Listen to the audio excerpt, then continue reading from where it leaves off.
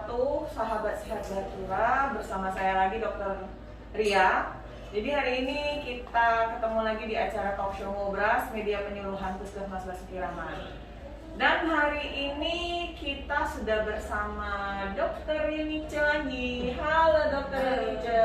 Jadi ya hari ini kita akan membicarakan tentang bagaimana kalau kita mau berobat ke poli umum atau poli dewasa di Puskesmas Basuki Rahmat. Kalau kemarin kan kita sudah bicara tentang poli anak dan poli gigi. Nah hari ini kita akan berbincang panjang lebar tentang bagaimana kalau kita berobat ke poli umum. Oh ya, terus pantengin, kalian bisa ngasih pertanyaan-pertanyaan sekitar pertanyaan untuk alur di poli umum ya, jangan yang lain. Dan nantikan undian berhadiah atau giveaway untuk beberapa pertanyaan yang akan kami undi. Oke, kita langsung aja Dokter Yunice. Jadi kan di Basuki Rahmat ini ada poli umum atau poli dewasa. Apa sih kriteria kita bisa berobat ke poli dewasa itu dokter? Tolong jelasin. Kalau di poli umum itu kita kan ada ini ya, ada umur ya. Kita tergantung umurnya. Jadi kalau untuk pasien-pasien dari umur 73 bulan, berarti 6 tahun 1 bulan ya, 6 tahun ke atas lah. Itu berobatnya di poli umum, poli dewasa. Terus alurnya itu ya seperti biasa, masuk dari depan, di screening dulu. Siapapun yang mau berobat nanti ditanya mau berobat kemana, ke poli apa. Kalau misalkan ke poli umum, poli dewasa tadi baru mengambil nomor antrian. Setelah mengambil nomor antrian kita di pendaftaran. Setelah itu ya menunggu dipanggil Ya. Sembari itu kan kita ambil RM-nya, RM masuk ke poli baru kita panggil. Oh, baru kita panggil ya. Berarti kan kalau 6 tahun 1 bulan itu termasuklah di sana remaja ya, dokter ya, usia produktif, kemudian lansia ya. Oh gitu ya. Terus apa saja yang bisa kita obati di sana? Ini terkait dengan kunjungan sakit ya dok? Iya. Jadi dari awal masuk ke poli umum itu kita kan kalau misalkan untuk yang anak dulu ya, dari 6 tahun di atas itu kita timbang, kita ukur tinggi anak tersebut, baru setelah itu kita anamnesa. Anamnesa itu keluhannya apa, misal contoh batuk berapa hari dan lain-lain ya. Terus setelah itu kita setelah ditanya tadi ke dokter, ke meja dokter baru ditanya lagi yang lebih spesifik untuk keluhannya. Dokter memberikan terapi, setelah itu memberikan resep ke pasien. Resep terus langsung ke apotek ya. Terus kita berobat itu apakah harus berbayar semua di situ atau bisa dengan asuransi lain? Oh, kalau kita kan cuma bisa menerima KIS sama BPJS. Kalau untuk yang tidak bayar ya. Jadi kalau misalkan yang bayar kita tetap alurnya sama ya. Alurnya sama juga. Yang bayar sama yang tidak bayar. Cuma pendaftarannya memang beda, ada yang pendaftaran umum sama pendaftaran yang BPJS sama KIS. Oh, kalau umum metode pendaftarannya gimana? Sama seperti tadi, masuk nomor antrian, dan screening dulu nomor antrian, terus daftar di pendaftaran umum dan pendaftaran. Kalau BPJS itu ada antrian online-nya ya dok? Iya, kita sekarang sudah ada antrian online, jadi semua pasien yang berobat juga sudah kita ajarkan ya, gimana mengambil antriannya gimana, kita kasih tahu juga, kita ajarkan, jadi mereka sekarang nggak harus ada nomor antrian kan, jadi dia ada nomor antrian, jadi dia nunggu sesuai dengan nomor antrian tersebut. Oh, jadi nggak kayak dulu dibagiin nomor antrian ya, cuma tinggal pencet-pencet nanti keluar sendiri nomor antriannya gitu ya? Iya, seperti itu. Oh gitu ya, jadi kalau misalnya nanti berobat ke Puskesmas Basuki Rahmat, dari screening, kalau sudah lulus screening itu nanti ada box nomor antrian. Nanti kalau yang belum pernah mungkin diajarin dulu ya dok ya, nanti kalau sudah diajarin baru udah mudah lah urusan ke Puskesmas Basuki Rahmat. Terus kalau misalnya nih mau antri tapi mau duluan berobat, tapi kalau misalnya kita antri dari rumah bisa nggak? Sebenarnya intinya itu jangan sampai telat pada saat nomor antriannya dipanggil. Oh gitu. Ya, karena kalau berarti bisa daftar lewat Android ya, yang BPJS maksudnya? Kalau BPJS itu bisa nggak ya? Kayaknya harus ke sini deh, harus ke puskesmas karena kan itu di scan barcode kan itu. Jadi BPJS-nya tuh di scan, nanti muncul nama sama nomor BPJS dan sama nomor BPJS gitu. Oh iya, jadi lebih bagus langsung dari iya, sini aja ya. Jadi antrian online di sini sudah jalan melalui websitenya BPJS. Terus kalau ada nggak pemisahan lansia dan segala macam kalau mau berobat ke sini? Atau ISPA deh, kalau sekarang kan lagi pandemi kan, apa saja sih, apa semua masuk ke dalam poli umum atau bagaimana dokter? Kita beda ruangan sih dok, jadi kalau misalkan untuk ISPA itu memang sebelumnya kita bilang ke pasien keluhannya apa. Jadi kalau misalkan ada keluhannya batuk, pilek, pokoknya ke arah ISPA, ya pertama mohon maaf pak gitu, atau ibu gitu, nunggunya di sebelah sini gitu, memang ada ruangan khusus untuk ISPA. Jadi kalau untuk lansia kan di dalam sama anak-anak ya dok ya. Jadi kalau misalkan yang dia datang itu istilahnya masih bisa jalan dan dia masih masih aman lah untuk ini ya, bisa nunggu di tempat tunggu yang lain gitu. Jadi kita ada 3 tempat nunggu, yang lansia, ISPA dan yang biasa. Oh begitu ya, jadi yang lansia itu ada tempat sendiri ya, karena kita puskesmas santun lansia ya. Betul. Begitu. Jadi memang diutamakan lansia, kemudian ada pemisahan juga. Itu kalau yang nggak lolos screening gimana? Kadang-kadang lagi banyak pasien lupa nanya nih keluhannya apa. Mungkin nanti di ruangan ditanya lagi ya. Di ruangan ditanya lagi, dan kalau misalkan di ruangan tetap kita tem pulang. Jadi kadang-kadang kan nggak terlalu ini ya, bisa di depan dia, apalagi sudah 37. Di depan bisa dia 37, ternyata pada saat di poli dia 37, berapa gitu kan. Terus juga keluhannya misal kelupaan tadi, misal dia ternyata masuk ISPA, jadi kita alihkan dia ke ruangan yang ISPA. Oh gitu. Terus diagnosa apa saja dok? Gitu. Obat berapa hari dapat? Biasanya pertanyaan-pertanyaan sekitar itu gitu. Iya. Jadi kalau misalkan sebelumnya sih, kalau sebelum pandemi ya dok ya, jadi obat itu biasanya kan 3 hari. Kalau sekarang dia misalkan obat rutin seperti diabetes, tekanan darah tinggi, obat rutin lah seperti itu ya. Penyakit kronis ya. Itu biasanya sekarang sudah bisa kita kasih 10 hari obatnya. Gitu. Tapi kalau misalkan yang lain-lain, kalau misalnya kayak ISPA gitu kan, antibiotiknya biasanya kita kasih sampai 5 hari. Kalau yang lain-lain seperti misal demam baru kemarin, terus diare, biasanya kita kasih 3 hari untuk yang lain-lain obatnya. Kecuali yang kayak diare kan zinc kan, kalau zinc kan memang untuk 10 hari kalau yang tabletnya. Terus kalau yang sirup ya sirup untuk anak. Oh gitu. Jadi selain itu kan sekarang lagi pandemi nih dok.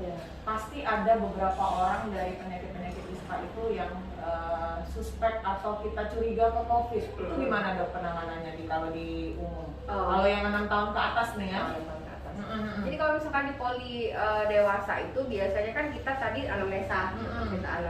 Jadi kalau misalkan memang dia curiga ke arah COVID atau ke arah COVID-19 tadi ya, pertama kita tanya keluhannya yang paling spesifik itu apa, dan kita biasanya pertama kita tanya nomor telepon, dan kita bilang ke pasiennya atau bapak ibu gitu, nanti bisa kita hubungi untuk berapa hari ke depan. Jadi kita lihatnya lewat kita bisa WA atau SMS. Komunikasinya lewat WA ya. Gitu. Nanya kalau misalkan memang masih keluhannya itu masih ada atau semakin parah atau dia sampai hilang perasa dan penciuman, biasanya kita langsung alihkan ke surveillance kita.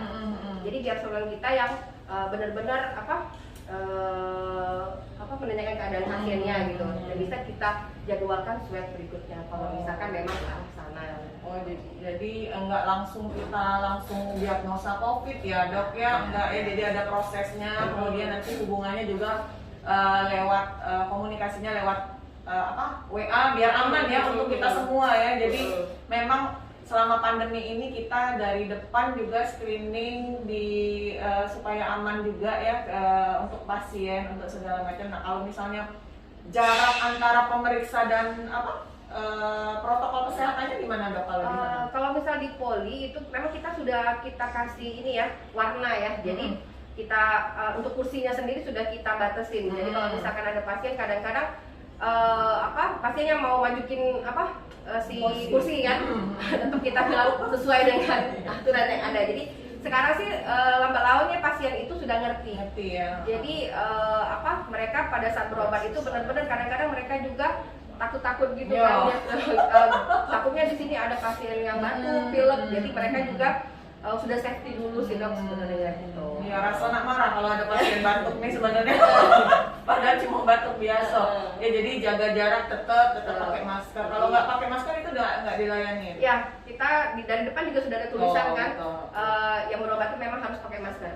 Gitu. Jadi pasiennya biasanya sudah tahu kalau misalkan ke sini sudah pasti dengan menggunakan masker. Terus kalau di dewasa kalau misalnya tiba-tiba ada kejadian luka atau gimana itu langsung ke poli dewasa juga atau ke tempat lain nah? Kita kan juga ada poli gawat darurat ya. Jadi ruangan gawat darurat ya. Ruangan tindakan. Jadi kalau misalkan memang ada pasien yang luka atau memang butuh tindakan segera, kita langsung alihkan ke ruangan tersebut. Oh, ada lain lagi ya, nggak ngumpul jadi satu ruangan ya. Soalnya kan biasanya kan mereka yang luka dan kecelakaan atau apa, biasanya kan pasti dengan teman atau dengan orang yang mengantar. Nah, jadi sembari dia diobati lukanya, kita lihat lukanya, seberapa parah lukanya, yang nganter ataupun yang temannya si pasien kita suruh daftar di depan sesuai dengan prosedur yang ada. Jadi pasiennya tetap diantar ke ruangan tindakan. Begitu juga kalau misalnya sudah tindakan kita kan pasti kontrol ulang ya, ya betul. Nah itu ruangannya lain lagi atau harus ke poli umum dulu dilihat baru ke ruang tindakan? Itu tergantung ininya dok, tergantung tingkat tindakan yang dilakukan. Misal contoh dia datang itu dengan kecelakaan, luka di kaki atau perlu dijahit. Biasanya kalau memang beberapa hari ke depan kita suruh kontrol lagi 3-5 hari ke depan. Biasanya dia datang tetap prosedurnya dia ke poli dewasa dulu. Jadi kita lihat, kita anamnesa dulu, kita tanya keluhan, baru kita periksa lagi yang lukanya tadi di ruangan tindakan. Jadi kalau misalnya nggak urgent ya, nggak darurat ya itu ya, jadi ke poli umum dulu, baru ke ruang tindakan. Kalau pasien-pasien dengan luka dari yang sudah dijahit dari rumah sakit atau tempat lain bisa dok kontrol di bisa, apalagi kalau misalkan pasien tersebut itu pasien BPJS ya dok ya, pasien BPJS atau KIS, dia pada saat kecelakaan dia jahit lukanya itu di rumah sakit. Biasanya malah rumah sakitnya bilang nanti kontrol laginya ke puskesmas. Oh gitu ya. Itu jadi, gratis ya kalau BPJS? Ya. Jadi kalau misalkan dia mau kontrol lukanya biasanya datangnya ke sini. Oh gitu. Jadi kalau misalnya bawa BPJS, tapi sebenarnya umum bisa juga nggak dok? Bisa ya. Tapi berbayar ya dok ya. Jadi berbayar kalau misalnya itu ganti perban atau segala macam. Ada tindakan-tindakan tertentu yang ada biayanya yang sudah tertera di pendaftaran ya, jadi bisa dibaca di situ. Jadi itu tadi sekilas tentang poli umum ya. Terus lansia, kira-kira kalau lansia apa saja dok yang biasa berobat ke puskesmas? Yang pertama kalau lansia itu biasanya kontrol ulang sih doknya. Jadi dia biasanya dengan anaknya atau dengan cucunya datang. Pertama mereka yang paling mereka inginkan itu sebenarnya tensi. Mereka biasanya kenapa nenek kesini? Saya mau periksa tekanan darah. Jadi itu. Kalau dulu datang nak suntik, ya dok sekarang. Iya. Soalnya kalau zaman dulu tahun 2008 saya di puskesmas itu kadang-kadang datang cuma minta suntik vitamin. Sekarang enggak lagi ya, udah pada takut ini untuk disuntik kayaknya. Jadi biasanya tekanan darah sih yang paling karena biasanya kan mereka di rumah kan tidak ada tensi atau apa gitu. Jadi mereka ada yang kesini hanya minta periksa tensi gitu. Tensi ada ya. Seperti itu. Itu kalau periksa tensi aja apa jatuhnya berobat juga ya? Dia tetap berobat. Tapi tidak diminta obat apa itu? Tidak mau. Cuma nak tensi lah ya. Pokoknya kena tensi jangan diminta obat lagi dokter. Oh dia mau kontrol ya. Mungkin mau jalan-jalan panjang. Betul. Iya. Ini hari ini apakah sudah ada pertanyaan ya?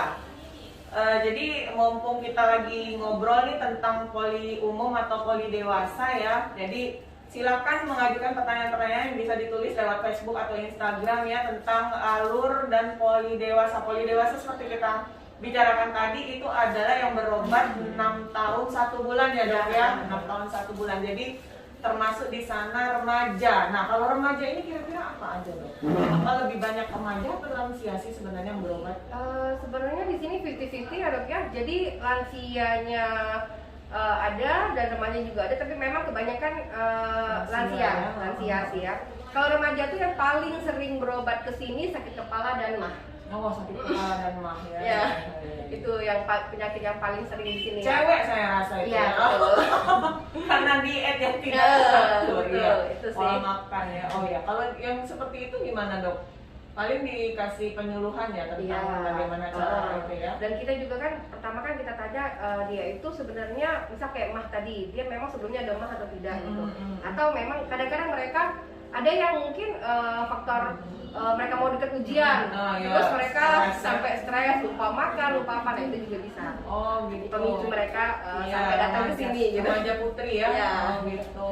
Pusing itu biasanya nih kalau kita kan ada program pemberian tablet FE untuk yang anemia, apakah banyak tuh yang remaja dengan kadar anemia, maksudnya remaja putri yang anemia di wilayah kita ini? Tapi kalau untuk sampai saat ini ya kalau kita lihat itu tidak terlalu banyak sih dok. Jadi mereka sebenarnya kalau untuk yang anemia itu tidak ini ya, tidak terlalu tidak terlalu yang terlalu banyak atau inilah ya. Jadi kebanyakan mereka memang karena faktor tadi sih dok, karena faktor stres ataupun faktor diet yang ketat itu juga bisa. Oh ini sudah ada ini. Oke, dari Instagram Yuni Tiara. Assalamualaikum dokter, mau tanya kalau pasien ada gejala COVID kan bisa konsultasi online via WA. Apakah kalau ada gejala sakit lain yang bertujuan ke poli umum bisa juga konsultasi online? Nah, bisa nggak selain COVID kan online tadi? Kalau gejala lain bisa nggak konsultasi online dokter? Kalau gejala lain sih konsultasi online bisa, tapi kalau untuk pemilihan obatnya, kalau pemilihan obatnya tetap datang ke puskesmas. Kadang-kadang apa yang tidak kita lihat secara online tadi kan itu takutnya kita salah pemberian obat. Kadang kan mereka misal contoh sakit kepala, tapi kan sakit kepalanya kan memang harus spesifik di mana. Terus juga kalau misalkan pada saat dia datang kita kan memang melihat langsung pasiennya seperti itu. Jadi apakah ada pemeriksaan lain? Misal sakit kepala kita lihat apakah memang dia ada tensi juga kan? Gitu. Taunya dia sakit kepala, tensinya tinggi. Aku buntu, sakit kepala juga itu. Iya bingung nanti. Iya jadi baik datang ke puskesmas. Iya benar. Jadi memang kita menyediakan juga konsultasi secara online ya. Bisa di Instagram ya dokter ya. Tinggal klik aja link tree di sana atau kalau sedang punya mobile JKN ya dok ya.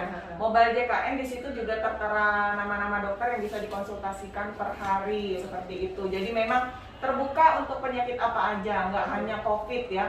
Kalau COVID memang kami sediakan WhatsApp untuk supaya bisa berhubungan langsung dengan surveillance seperti itu. Nah jadi kembali lagi ke remaja tadi dokter. Remaja itu seringkali pusing segala macam. Nah kalau misalnya pusingnya diakibatkan stres oleh bukan penyakit ya, bukan penyakit itu bisa dikonsultasikan ke tempat lain ya dok ya. Misalnya ada poli remaja di sini atau gimana, ada poli lansia hari-hari khusus gitu. Kita semua itu kan ada ini ya, ada semua ya kayak poli remaja, poli khususnya poli lansia. Itu kita memang ada hari-hari khususnya. Jadi tapi kalau misalkan memang pada saat dia datang butuh konsultasi itu bisa nanti kita langsung ke yang poli remaja, jadi langsung konsultasi ke beliau. Oh ya, jadi mungkin next time-nya bisa langsung ke poli remaja aja ya. Boleh. Kadang-kadang kan mereka juga mungkin ada yang mau dikonsultasikan atau rahasia atau apa gitu kan. Jadi mereka pengen langsung konsultasi langsung gitu dengan yang pegang program poli remaja gitu. Oke. Sorry. Ya ini ada lagi ya. Dari Agustin Windarti di Instagram, dokter mau tanya kalau layanan rujukan bisakah pasien tidak dibawa ke puskesmas atau ada kriteria khusus? Nah ini mungkin sering dokter kejadiannya. Apakah kalau minta rujukan tuh pasiennya boleh nggak tidak dibawa? Nah, jadi kalau pertama kali kali. Ya, itu baru pertama kali kan. Kalau pertama kali itu dia harus datang pasiennya. Jadi kadang-kadang gini, walaupun dia memang dia bilang bisa buru-buru ke rumah sakit, otomatis kan dia sebelum ke rumah sakit ke sini dulu kan. Jadi bisalah dia misal dari mobil, kalau memang dia contoh stroke ya atau apa, kita bisa ke mobil, kita lihat pasiennya, kita tensi dulu di sana. Jadi kita pada saat membuat diagnosa itu pasti dia ke arah mana. Takutnya kalau misal pasiennya nggak datang, cuman anak atau cucunya bilang keluhannya gini itu nggak bisa.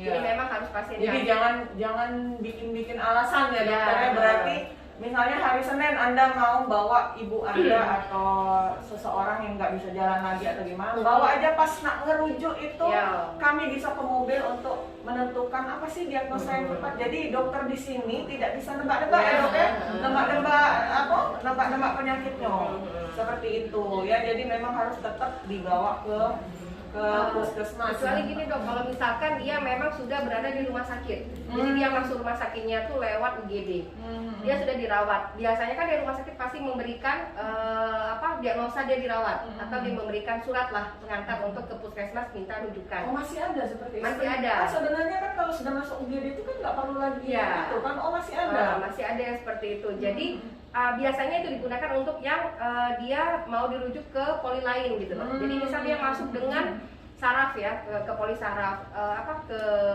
rujuk saraf ya, dia masuk ke saraf. Ternyata dia mau dirujuk ke penyakit lain gitu kan, untuk ke hari berikutnya seperti itu.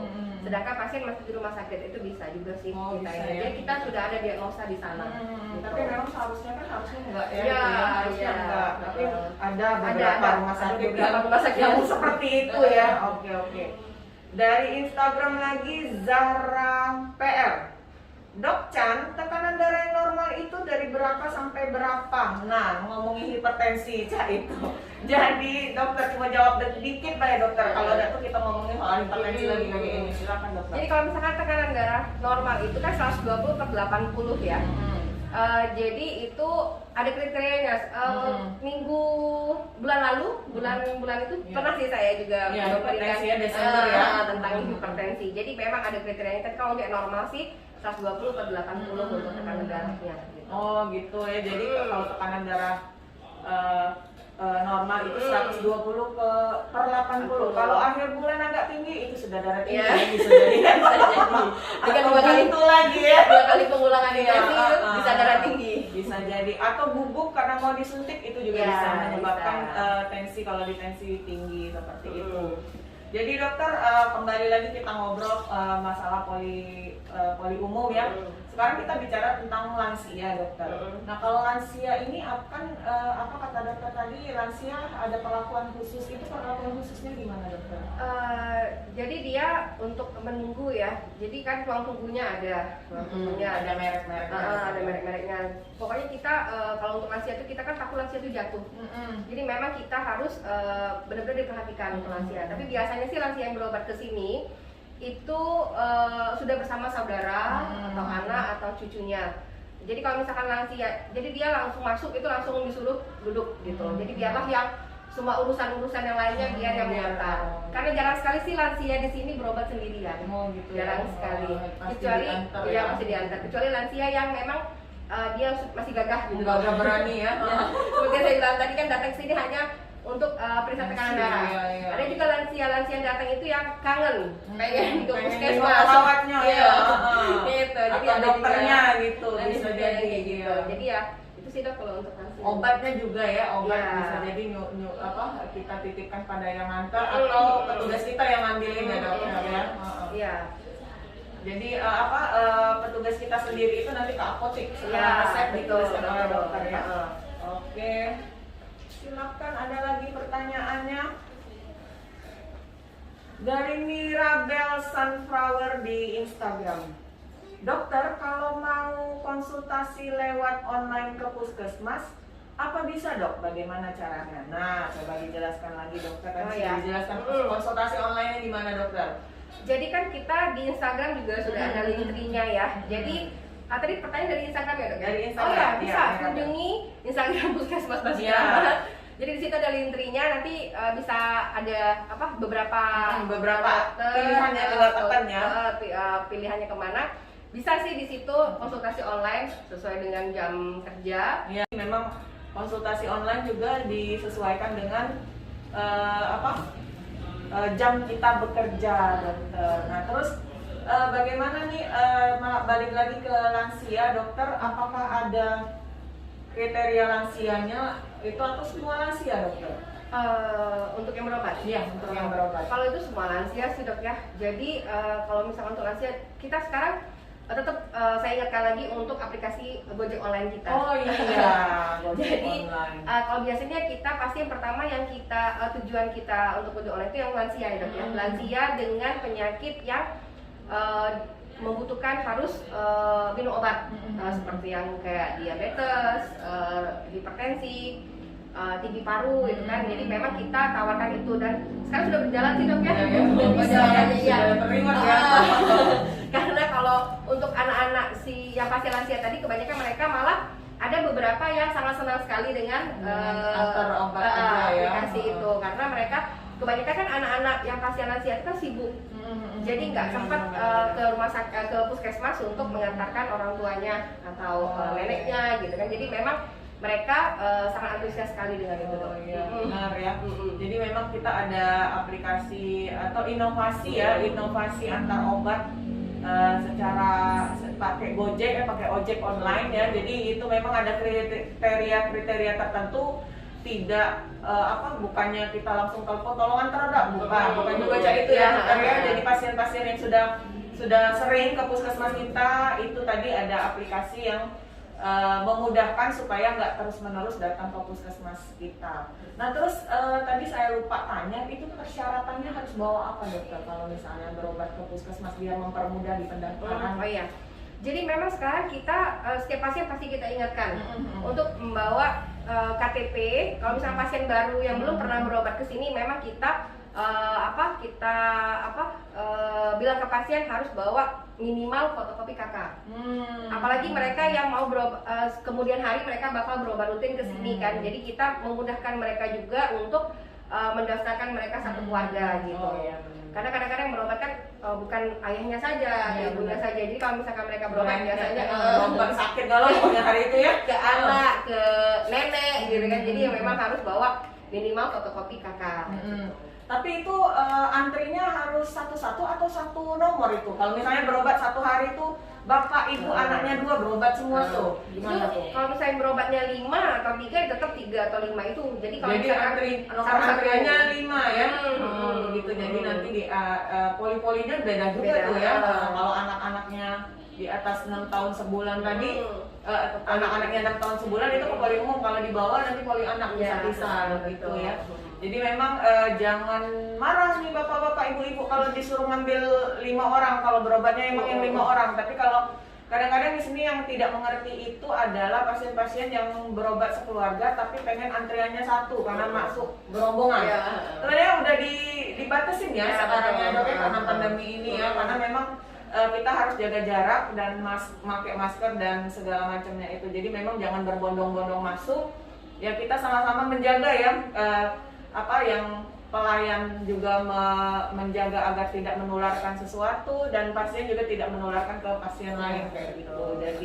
Jadi memang jangan kaget kalau misalnya nanti anak-anaknya yang belum kena antriannya itu disuruh tunggu di luar gitu.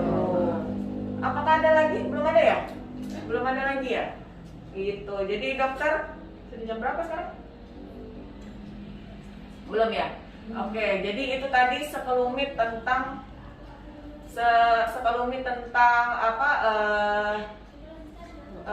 poli umum ya. Apakah ada lagi yang ingin? Oh, ada lagi. Giliran mau ditutup mau tanya itu. Kalau nggak ada pertanyaan lagi kita mau tutup nih. Itu sudah banyak ya kita bicarain tentang poli umum ya.